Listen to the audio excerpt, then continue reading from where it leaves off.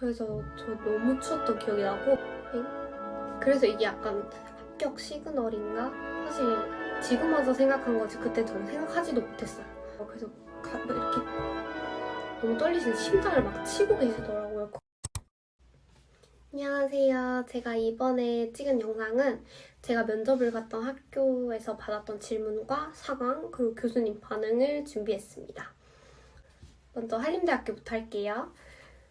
일단 한림대학교 면접을 가장 첫 번째로 시작했고요. 제가 남쪽에서 살았기 때문에 이제 올라가는데 한 5시간 정도 걸렸어요. 그래서 버스를 타고 5시간 정도 걸리게 올라갔고 저는 전날에 먼저 도착을 했습니다. 버스에서 딱 내렸었는데 그때 춘천이 영하 18도였거든요. 그래서 저 너무 추웠던 기억이 나고 막 나갔는데 손이 나와 있으니까 진짜 막 손이 얼더라고요. 그 경험을 진짜 처음 해봤어요. 그만큼 굉장히 춘천은 추웠습니다. 그리고 한 입실 시간 30분 전에 먼저 도착을 했어요. 그래서 한림대학교 자연과학관 3층으로 올라갔는데 가기 전에 발열 체크랑 그런 거 다 하고 올라갔는데 보니까 학생들 수업하는 공간 같은 곳에서 대기를 했어요. 그리고 약간 조교님 같은 분들이 오셔서 핸드폰 다 걷으시고 그게 블라인드였거든요. 그래서 수험표를 줬는데 제가 수험표 108번을 받았어요. 대기를 하는데 저는 대기가 굉장히 짧았어요. 저 한 20분 대기하고 바로 4층으로 올라갔어요. 4층으로 올라가니까 더 춥더라고요. 왜냐면 3층은 히터가 틀어져 있었는데 4층은 아예 히터도 안 틀어져 있는 거예요. 그냥 밖이었어요. 그래서 너무 추워가지고 진짜 더 달달 떨었고 가니까 한 5개의 방 정도가 있더라고요.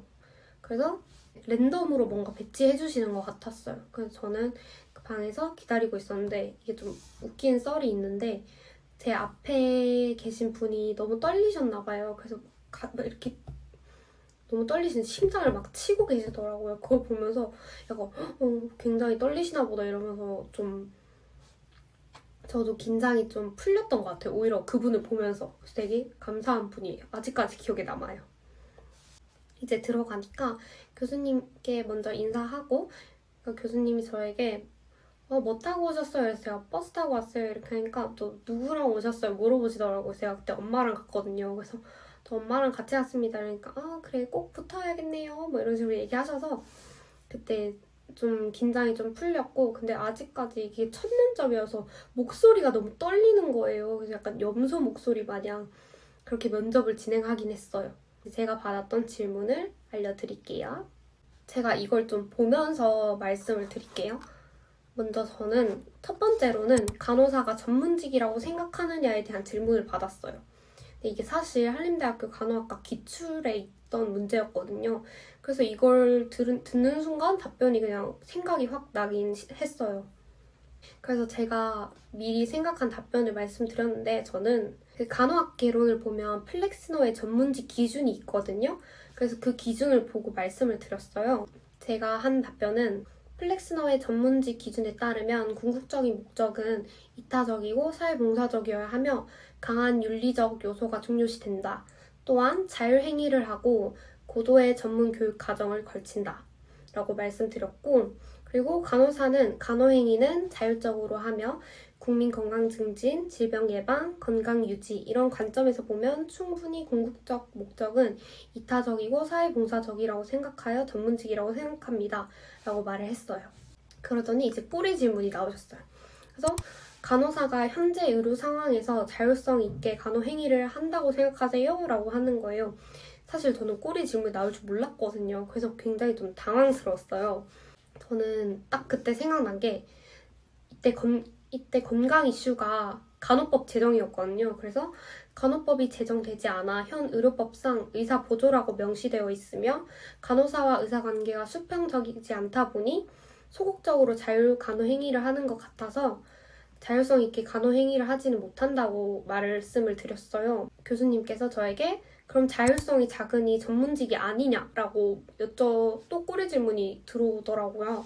그래서 저는 이때 간호학 개론에도 있는 간호사의 역할과 그런 걸 좀 섞어서 또 말씀을 드렸어요. 그러니까 뭐 예를 들어 간호사는 비판적인 사고 과정을 이용하고 자신의 간호 가치관과 신념에 따라 행동하기 때문에 전문직이다라고 얘기하면서 더 말을 했던 것 같아요. 제가 마지막으로 한 말을 좀 알려드릴게요. 저는 안정적인 것을 추구하는 성격 탓에 무언가에 도전해보는 경험이 부족했습니다. 그러나 짧은 2년 동안의 대학 생활을 통해 제가 느낀 것은 후회하지 않는 삶을 살기 위해 도전하는 삶을 살아야겠다였습니다. 한림대학교 간호인이 되기 위해 편입은 저에게 또 다른 하나의 도전입니다. 도전을 하기 위해 저는 누구에게나 자신할 만큼 열심히 준비해야 했습니다. 꾸준함과 도전 정신을 통해 새로운 상황에서도 두려워하지 않고 숭고한 돌봄을 실천할 수 있는 한림대학교 간호인이 되겠습니다. 라고 말했어요. 근데 좀 약간 의외였던 게 한림대학교 간호학과 편입에 대한 후기를 좀 많이 찾아봤었어요. 가기 전에. 가니까 교수님께서 별로 그렇게 웃지도 않으시고 제 답변에 대해서 그냥 별로 반응도 안 하시더라고요. 근데 제가 다 하고 마지막 할 말을 한 뒤 한 교수님께서 저한테 이제 좀 긴장이 풀리시나 봐요 라고 얘기하고 집까지 조심하고 편안하게 가세요 이런 식으로 얘기하셨거든요. 근데 약간 이 악센트가 조심하고 편안하게 가세요 약간 이런 식이었단 말이에요. 그래서 이게 약간 합격 시그널인가? 사실 지금 와서 생각한 거지 그땐 저는 생각하지도 못했어요. 그리고 교수님들이 제가 답변하는 동안 계속 고개 끄덕이시고 컴퓨터 같은 곳에 막 약간 점수를 기입하시는 것 같더라고요. 그것 때문에 약간 긴가민가 했던 첫 면접이었던 것 같아요. 두 번째로는 계명대학교입니다. 사실 계명대학교를 보러 갈 땐 한림대학교를 먼저 보고 간 뒤에 한 면접이어서 별로 그렇게 떨리진 않았어요. 근데 계명대학교 캠퍼스가 진짜 넓고 예쁘더라고요. 그래서 저는 너무 넓고 제가 길치라서 그냥 택시를 타고 갔어요. 택시를 타고 가니까 교실에 한 30명 정도 있었는데 먼저 이렇게 학생들 본인 확인하면서 대조하시고 그리고 핸드폰도 거두시고 그다음 제가 마지막 번호였거든요. 그래서 저는 2시간 정도 기다렸어요. 그래서 계속 기다리는 시간이 너무 길다 보니까 떨릴 것도 더 안 떨리게 되더라고요. 들어가니까 면접관 2분에 학생 1명으로 2대1로 면접을 진행했습니다. 계명대학교 면접의 특이한 점은 투명 가림막으로 되어 있고 안에 마이크 같은 게 있어서 저도 모르게 크게 말하려고 노력을 했던 것 같아요. 그리고 이제 제가 받았던 질문을 말씀드릴게요. 계명대학교 간호학과 면접 시간은 7에서 8분이라고 적혀 있는데 저는 6에서 7분 정도 한 것 같아요. 첫 번째 질문으로는 재난지원금의 선별 지급이 맞는가, 보편 지급이 맞는가였어요. 사실 이것도 계명대학교 편입 면접 기출이었거든요. 그래서 미리 생각을 하고 갔는데 제가 한 답변은 건강불평등이라는 건강 이슈를 근거로 건강불평등의 개념에 대해 먼저 설명했고 건강불평등이 소득과 교육 수준의 차이로 인해서 생기는 건강상의 차이인데 이것을 국가가 해소하는 방법 중 하나가 선별지급이라고 생각한다고 말을 했어요. 그리고 선별지급을 하면서 더욱 효율적으로 세금을 관리할 수 있다는 말까지 했습니다. 그래서 이건 사실 제가 전공 지식과는 연결해서 할 수는 없었던 것 같아요. 두 번째로는 수혈의 목적과 제재, 부작용에 대해서 여쭤보셨어요. 이건 그 간호사 면접책인 초록이에도 있는 거고 제가 준비를 해갔던 거라서 여러분이 아시는 대로 기본 간호학 중심으로 말씀을 하시면 될 것 같아요. 세 번째로는 4차 산업혁명의 간호와 간호사의 역할을 여쭤보셨어요. 이것도 기출에 있었거든요. 그래서 제가 한 답변을 말씀드릴게요. 4차 산업혁명에서 AI 기술을 도입해서 고령 환자의 낙상 위험 시 알림벨을 이용하여 환자가 체감하는 스마트 병원을 구축한다는 기사를 본 적이 있습니다. 라고 먼저 얘기를 했고 그래서 의료진들이 실시간으로 환자를 모니터하고 더 효율적으로 환자 안전에 힘을 쓰고 또 간호를 집중적으로 할 수 있다고 장점을 먼저 얘기했어요. 그랬고 이때 필요한 간호사의 역할은 협력가라고 말을 했습니다.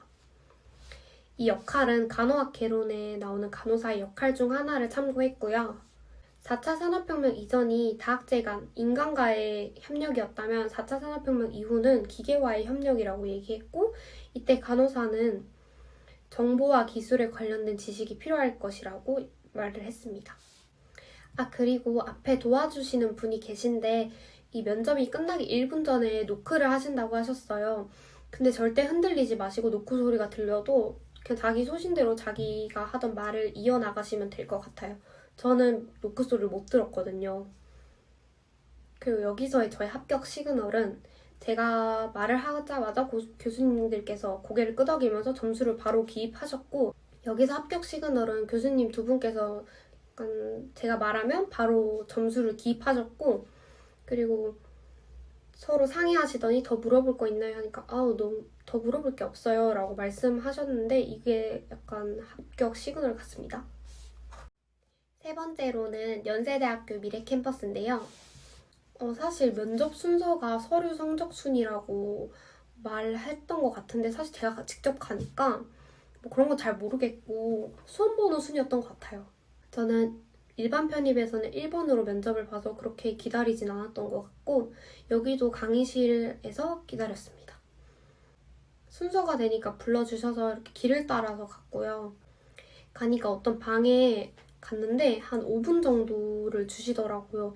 그때 되게 큰 모의고사 용지 같은 질문을 딱 주셨는데, 여기 보니까 한글 지문과 영어 지문이 있는 거예요. 그래서 저는 진짜 영어를 못하거든요. 그래서 봤는데 깜짝 놀라서 너무 어렵더라고요. 그래서 영어와 한글 지문이 각각 2개씩 총 4개가 있었고, 거기 밑에 꼬리 질문으로 2개씩 있었던 걸로 기억해요. 한글 지문에는 문재인 전 대통령님이 말하신 소프트 파워와 BTS랑 모로코의 세종 학당에 대해서 적혀있는 글이었고, 영어 지문은 민주주의와 공산주의의 코로나 대처 같은 것과 또 4차 산업혁명으로 인해서 로봇이 도입되고 장단점에 대해서 적혀있던 글 같아요. 사실 제가 해석을 잘 못하기 때문에 이게 맞는지 모르겠는데 약간 그런 느낌이었습니다. 이걸 다 보고 난 뒤에 바로 교수님 있는 방으로 들어갔어요. 연세대 미래캠퍼스 좀 특이한 게 교수님 두 분이서 전체 학생을 다 보더라고요. 그래서 한 5시까지 계신 분들도 계셨어요.